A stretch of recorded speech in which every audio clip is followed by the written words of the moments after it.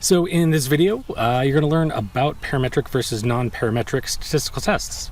You might have heard those phrases and wondered what they are. Well, here you go.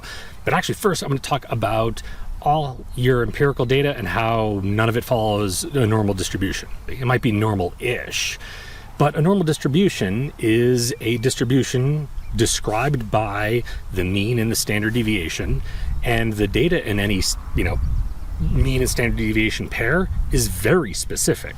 Your data doesn't perfectly match that. It might be close enough that a distribution with a certain mean and certain standard deviation models it well enough, but it's not going to be exact. And what parametric tests do is have a half step in between where they effectively convert your data into that model, into that normal model if you're using a statistical test based off a normal distribution. Now, it doesn't actually transform that, but it does make that assumption, and it frames the sort of statistical work, if you will, as it being a normal distribution, right? So you can have parameters of anything, right? You can, of a rectangle, it's got length times width are the parameters that define a particular rectangle, right?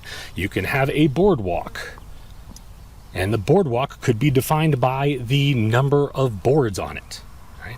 It wouldn't make sense to say the number of boards as define this grass behind me, but that's because that's not the parameters you use to describe this data. Sometimes you've got data that just doesn't fit right with any of those particular types of, in this case, distributions, right? You don't have a boardwalk, so you're not going to use number of boards as a way to describe it.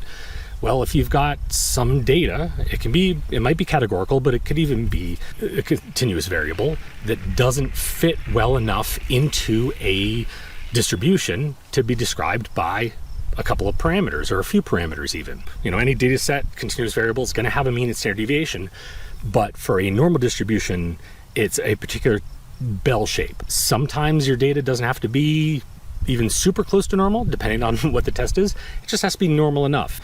You're going to learn the more you get into stats that there is no black and white. There is no yes and no.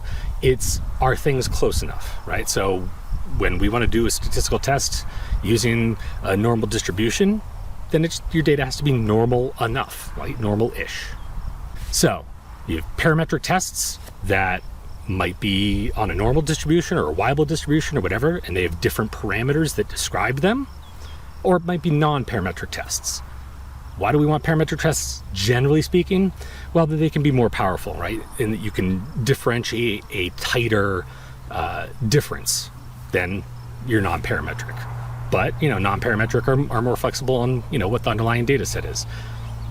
There is no right or wrong answer. It sort of depends on whatever your particular situation is.